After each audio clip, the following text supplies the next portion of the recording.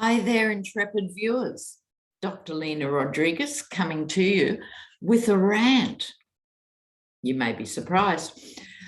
I turned on the Australian news last night to see Nancy Pelosi.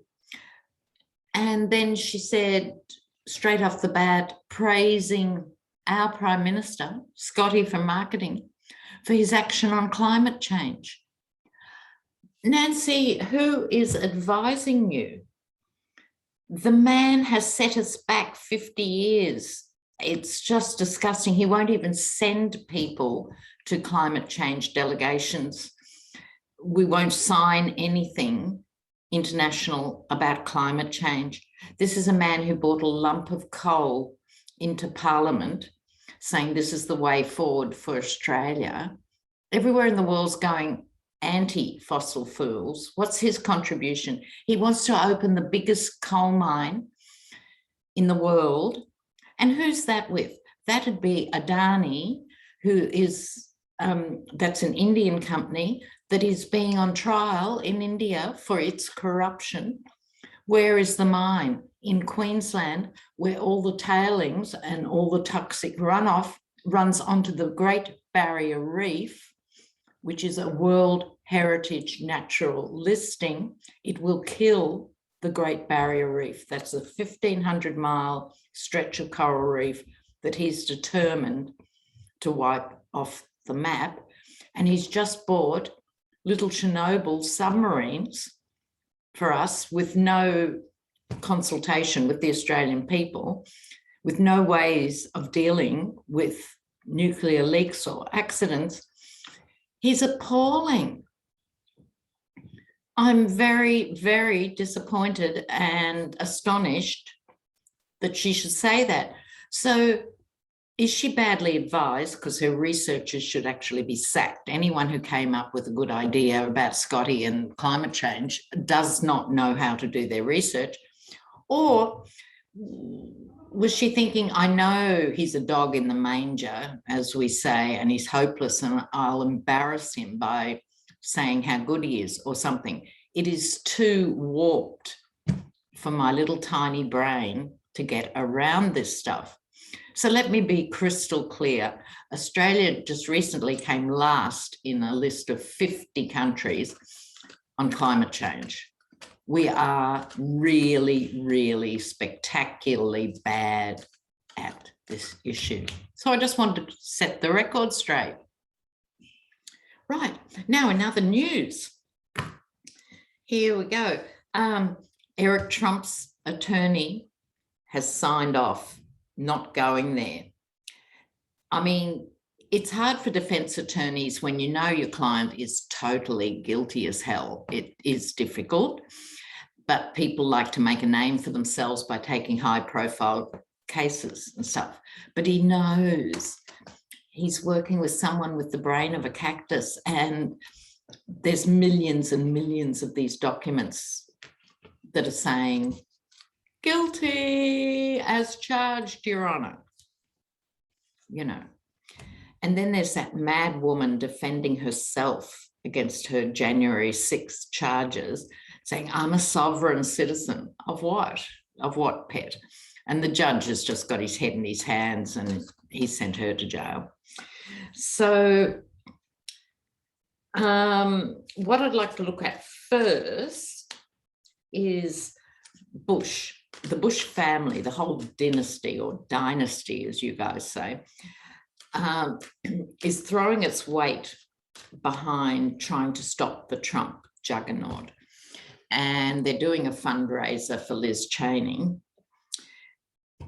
So I'm going to look now, will this initiative by the Bushes, which is basically to try and get sane Republicans over the line, will it work?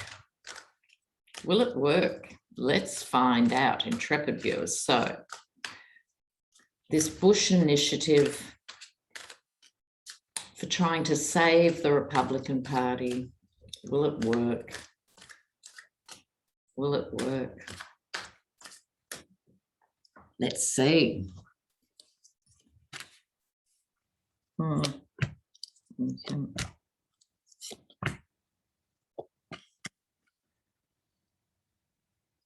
Oh, God, I don't know. Really?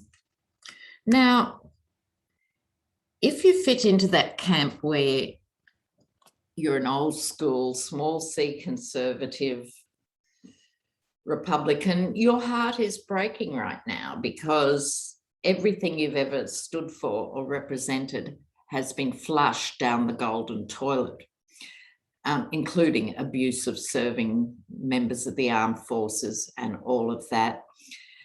And so this is their attempt to defend that.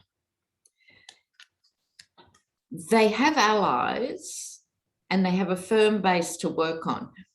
There are more people than we realise in this camp, but is it enough? See the big wands in the Four of Wands. This can be a diminished celebration. Should be celebrating, but aren't. I think they're bringing people on board, but I'm not sure there'll be enough. The Page of Pentacles bringing news about money. This is also the Four of Pentacles, holding on to money, money, money, money. What this is about, these aren't big money cards. This is about bringing the message to the party.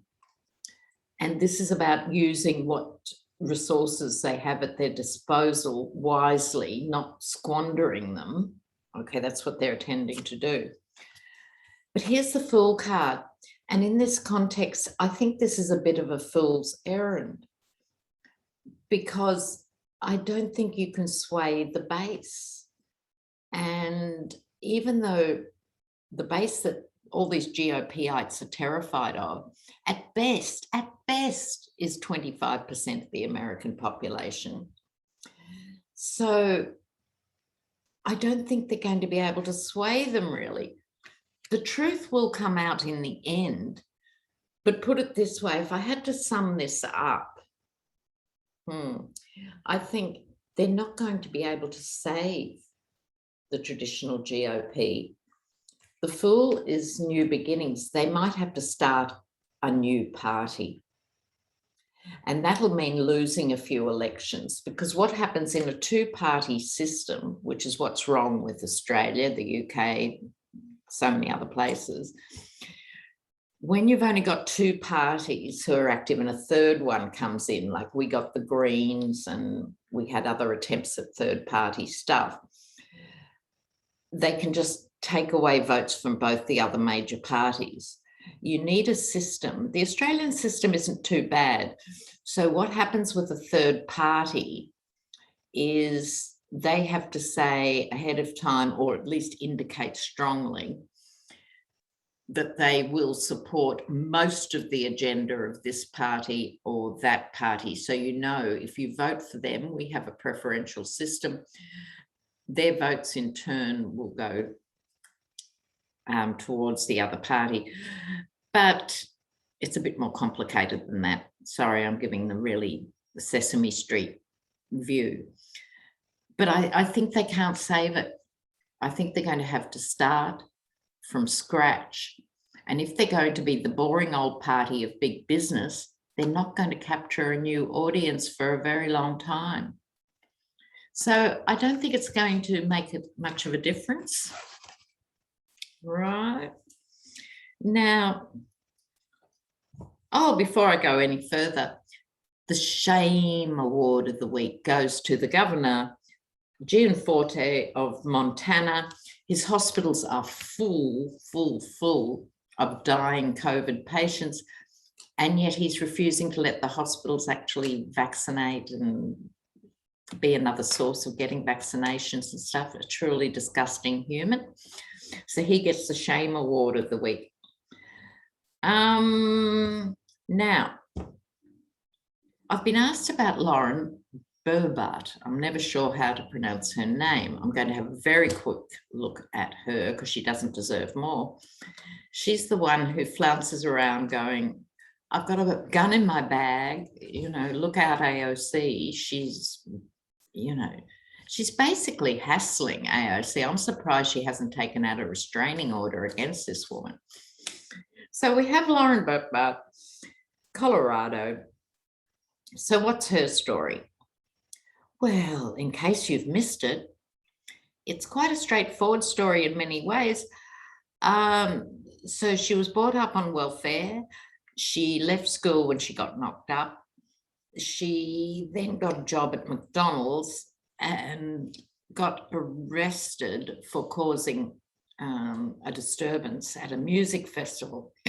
She then got arrested again for ploughing her own car into a ditch in the middle of the night. Now, you don't get arrested for praying your own car. That seems to suggest to me she was either driving over the limit or without a license or something. And then she married her baby daddy, and he got arrested for exposing himself to 3 young teenage girls in a bowling alley. If you want a hilarious take on this, check out the liberal redneck Trey Crowder. And he just was saying, there's some serious white trash credentials going on here to think she's a congresswoman. So look, what's going to happen to Lauren Boebert? She's a wacko, as we say in Australia. What's happening here? See, here's someone who grew up on welfare and despises welfare and doesn't want other people to have it. It's like Mitch McConnell having polio as a child, his family going to the wall, trying to treat it, and then he wants to stop universal health care. You know, this should make these people more compassionate. Mais non. So Lauren Boebert's future.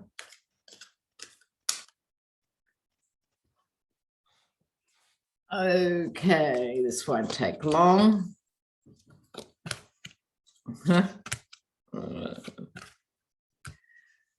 All right, at the moment, she's having a bit of a golden run, since you've got her and Marjorie Taylor Greene and these mothers of the nation, you might say.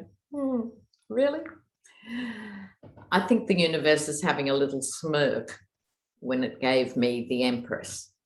The point being that she's comfortable, thank you, and just what I was saying about charity, you know, this is the card of charity. She hasn't got it. But she's rapidly becoming a burden for the party. And I think people are going to realise if you keep voting for these circus performers, you're going to be disappointed because they fail to do their most basic work as your representative. So I don't think she's going to get voted in again. Now,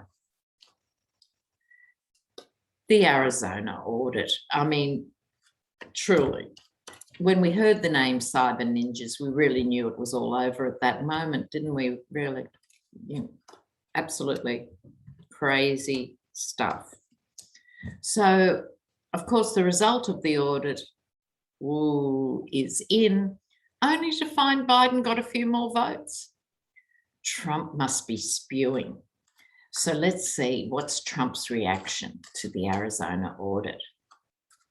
What's Trump's reaction? Millions of dollars being squandered in these fantasies. So, oh, what fell out? The devil card fell out. I love that. So Trump's reaction to Arizona.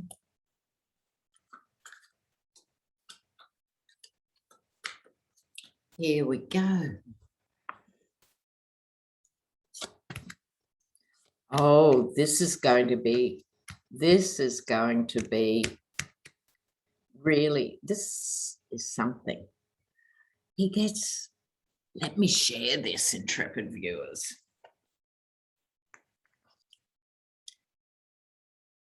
The devil in this context, the Yeti himself and those who are chained to him.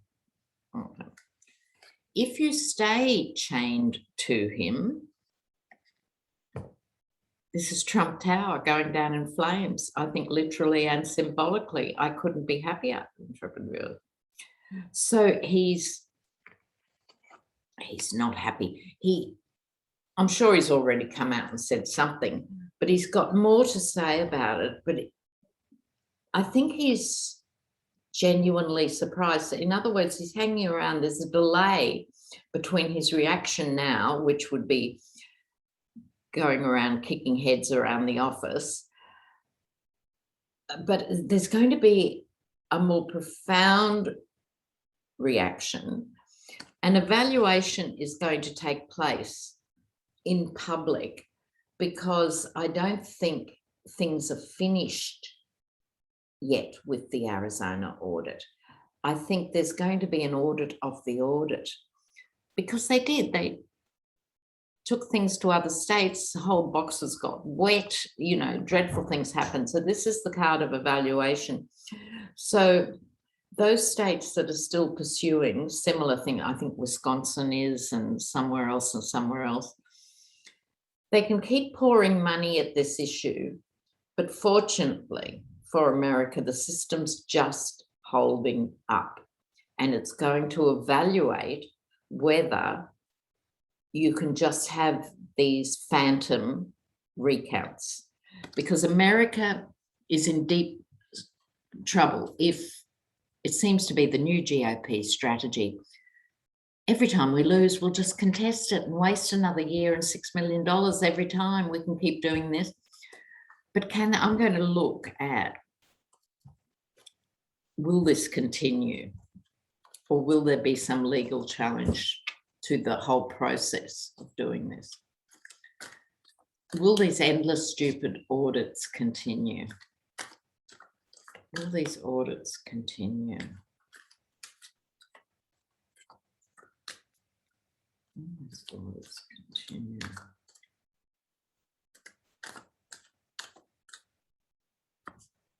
Okay.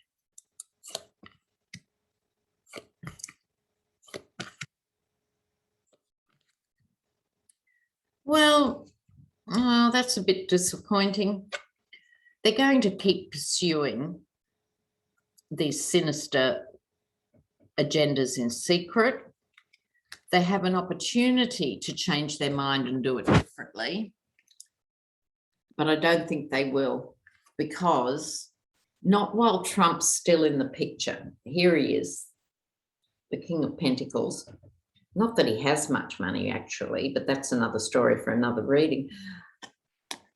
Not while he's still in the game.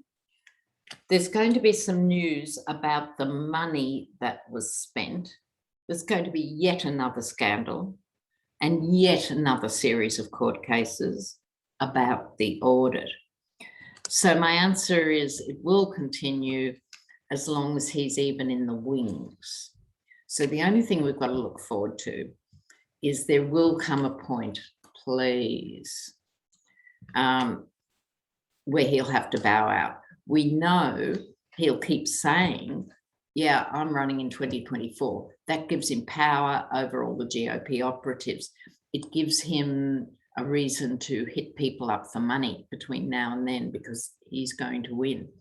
But Michael Cohen, who does know a thing or two about the Yeti, during the week he said two things. One, Don Jr. he thinks has already flipped. But the other thing was he doesn't think the Yeti has the guts to run in 2024 and to be a two-time loser. And I think he's probably right.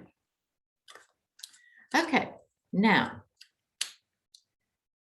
New York is pushing ahead with these cases, and we've got to be patient because they'll still come on stream about this time next year. But in the meantime, another 2 GOP operatives have been done for funneling Russian money into campaigns. One of them, a guy called Benton, was convicted of campaign financial irregularities, and Trump pardoned him. So what's going to happen to them now? What's going to happen with this court case? I think that's really interesting. Okay. What's going to happen with these two operatives funneling Russian nationals' money into the GOP campaign? Does anyone know what's happened with the NRA and all of that? You know, they were found to be corrupt at the top. Oh, fancy that. And then it's all gone quiet. But in the meantime, back to these two operatives, what's going to happen for them?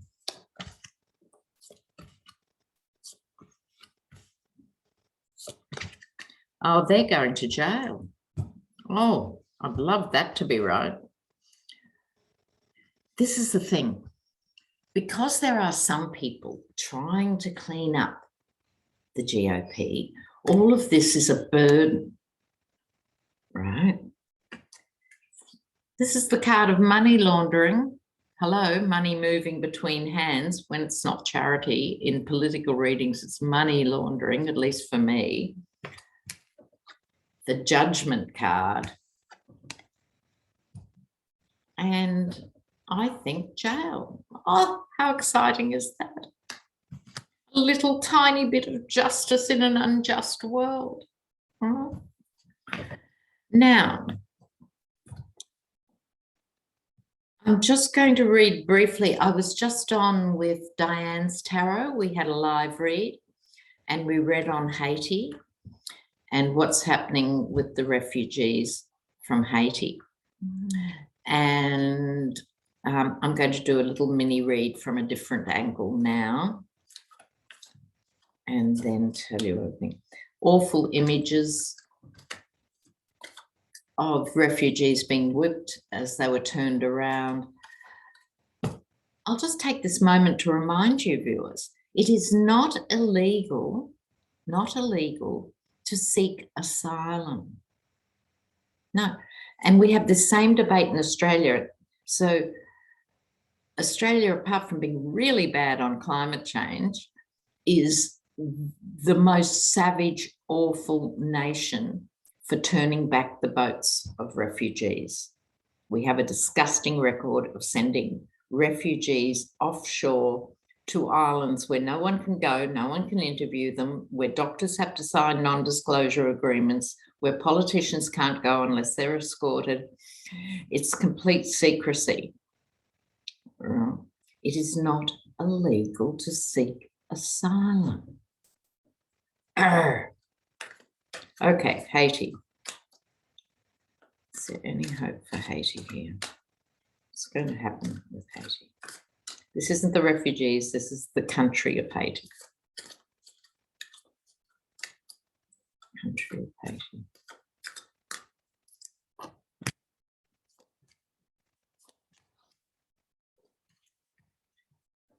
Well,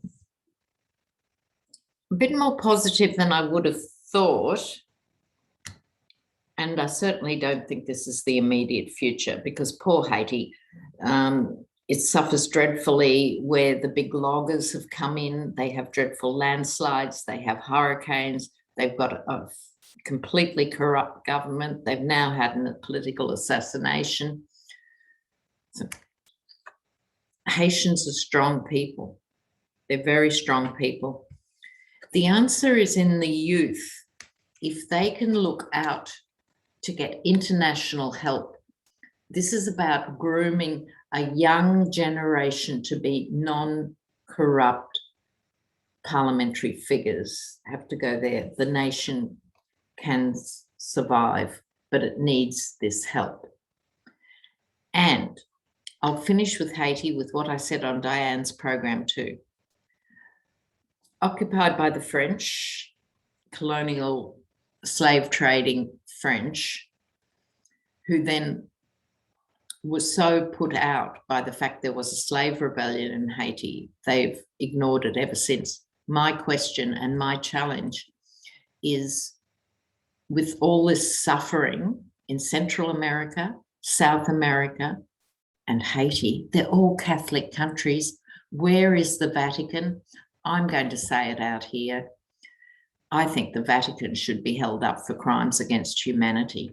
It is a scandal They are sitting back, dripping in gold and jewels and real estate and ermine robes, and leaving people to suffer like this.